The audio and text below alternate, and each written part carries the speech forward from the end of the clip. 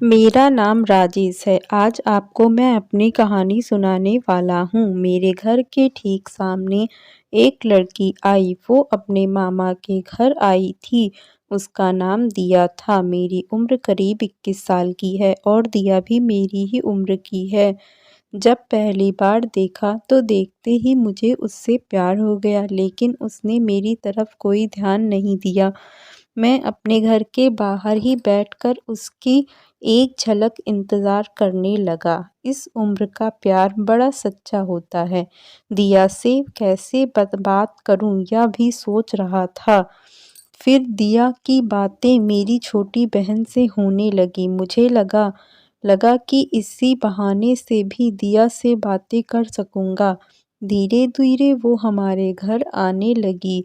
मैं कभी-कभी उसकी तरफ देखकर मुस्कुरा देता था, फिर बदले में उसकी मुस्कुराहट पाकर मुझे इतनी खुशी होती थी। दिया अपने मामा के यहाँ उनके एक रिलेटिव की शादी में आई थी। दिया मेरी बहन के साथ शादी की शॉपिंग करने जाया करती थी। मैं भी उसके साथ रहता था। मेरे लिए अब यह सब एक सपने जैसा ही था कि दिया के साथ मैं घूम रहा हूँ, उसे बातें कर रहा हूँ। मैं प्यार में उड़ने लगा था। दिया जिस रिलेटिव की शादी थी वो हमें भी जानते थे। मैं सारा दिन अपनी बहन और दिया के साथ वहीं रहता था। शादी में काम करना, मैनेज करना, यह सब काम में करने लगा। उसकी मम्मी भी अब मुझे पहचानने लगी थी। मुझ पर भरोसा करती थी। मुझ पर इतना भरोसा हो गया था कि दिया को मेरे साथ अकेले ही कुछ भी खरीदने और सामान लाने की भी भेज दिया करती थी। उसकी मामी, जो हमारे घर के सामने ही रहती थी, वो तो पहले ही मुझे अच्छे से जानती थी। मैं अभी के लिए तो सुबह शाम दिया के साथ ही रहता था। मुझे प्यार हो गया था, सपना देखने लगा था। शादी का मेरे दोस्तों को पता चल गया और वो अब मेरी टांग खींचने लगे, मुझे चिढ़ाने लगे। बोलते थे कि दिया को बता दे। मैं मना करता था। दिया का मुझे पता नहीं था उसके मन में क्या है, लेकिन उसकी आँखों में मुझे मेरे लिए कुछ दिखाई देता था।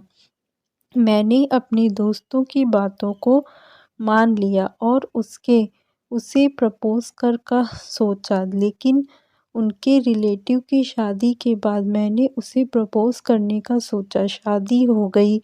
शादी के बाद भी हमारी बातें शुरू रहीं। सोचते-सोचते वक़्त निकल जा रहा था। मैंने सोचा था कि आज बोलूँगा, कल बोलूँगा, इसी में समय निकलता जा रहा था। इस दौरान उसकी मम्मी को कुछ काम आने की वजह से जाना पड़ा। दिया अभी भी वहीं थी। मैंने एक शाम अपने घर की छत पर, जब दिया और हम दोनों अकेले थे, तब दिया को प्रपोज़ कर दिया। मैंने उसे कहा कि मैं उससे शादी करना चाहता हूँ। वो मुझे देखती रही और थोड़ी देर बाद बोली कि वो भी मुझसे प्यार करती है। सुनकर मेरे कानों को यकीन नहीं हुआ। फिर बोली कि मैं उसे कुछ बताना चाहती हूँ। इतने में मेरी बहन वहाँ आ गई और वो चुप हो गई। उसके चेहरे पर भी एक अजीब-सी खुशी थी। वहाँ से चली गई। उस रात मुझे नींद नहीं आई। मैं अपने और दिया के सपने सजाने लगा। फिर सुबह होते ही दिया की मम्मी मेरे घर आ गईं। वो कहने लगीं कि दिया को मैं उसके घर छोड़ के आ जाऊँ, क्योंकि उसकी मम्मी है नहीं, इसलिए उसे अकेले नहीं भेज सकते। मैंने पूछा क्या हुआ? उन्होंने बताया कि दिया की शादी तय हो चुकी है। उसके लड़के की दादी बहुत बीमार है। वो कह रही हैं कि उसके सामने ही शादी हो जाए तो अच्छा। शादी तो अभी 6 महीने बाद थी, लेकिन अब शायद 10 दिनों में ही करनी पड़े। उसकी मम्मी भी इसलिए ही गई थी। उनकी बातें सुनकर जैसे मेरे दिल के टुकड़े-टुकड़े हो गए। उसका घर हमारे यहाँ से करीब 60 किलोमीटर था। मैं उसे बाइक पर उसके घर छोड़ने वाला था। मैंने भी सोचा था कि मैं इतने दिन रुका, एक रात और रुक जाता तो दिया को पता नहीं चलता और ना ही मुझे कि वो मुझसे प्यार करती है। दोपहर को हम लोग जाने वाले थे। इस दौरान मेरे दोस्त को भी पता चल गया था। वो मुझे कह रहा था कि अगर लड़की की हाँ है तो तुम उसे भागा के ले। बाइक लेकर तैयार था। वो अपना छोटा सा बैग लेकर आई और पीछे बैठ गई। बाइक में चला रहा था और मेरे मन में कई ख्याल थे। मेरे दोस्तों ने जो बोला था वो भी मैं सोच रहा था।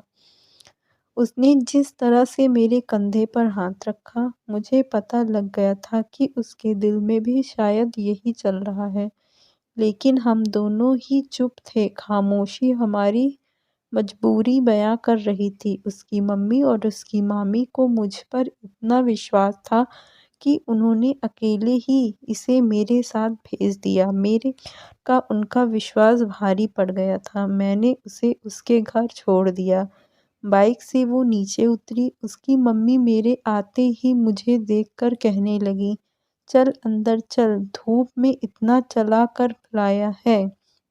खाना खाए बिना उन्होंने मुझे आने नहीं दिया। उसके बाद मैं वहाँ से निकल गया। वहाँ से निकलने के बाद मेरे अंदर एक अजीब सी शांति थी। मुझे बहुत अच्छा लग रहा था। जब कभी कोई हमसे अपने दिल से अपने घर में जगह देता है, तब हमारा फर्ज होता है उनके विश्वास को ना तोड़ा जाए, वरना कोई किसी पर भरोसा नहीं करेगा।